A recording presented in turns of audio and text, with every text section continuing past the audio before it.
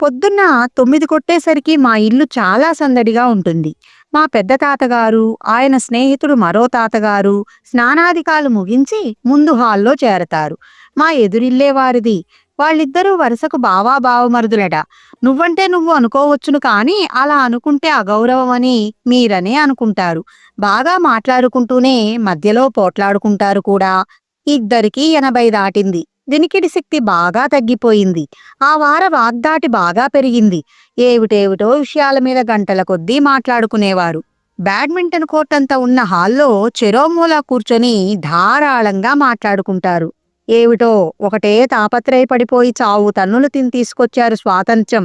ఏం ఒరిగిందట అని మా తాతగారు అంటే, కష్టాలు చెప్పిరావు. పాపం మా గరికపాటి బాలమ్మకు కిందటి ఏడాది భర్త వియోగం, ఇప్పుడు పుత్రశోకం ఎలా తట్టుకుంటుందో ఏమో అంటారు ఆ తాతగారు. ప్రకాశం బ్యారేజీకి ప్రకాశం గారి పేరే ఎందుకు పెట్టాలని గొడవ చేశాడట ఓ ప్రబుద్ధుడు. సిగ్గు లేకపోతే సరి. ఆయనలాంటి ప్రజాహితుడు పరోపకారి మరొకరున్నారా? అటువంటి వాడు మన తెలుగువాడవడం మనందరి గర్వకారణం. ఆ మహానుభావుడి పేరు పెడితే ఆ కృష్ణవేణమ్మ తల్లి పులకించిపోయి ఏడాది పొడుగునా నిండుగా పారుతుంది అని మా తాతగారు. కందిపప్పు మాత్రం చవగ్గా వస్తోందా?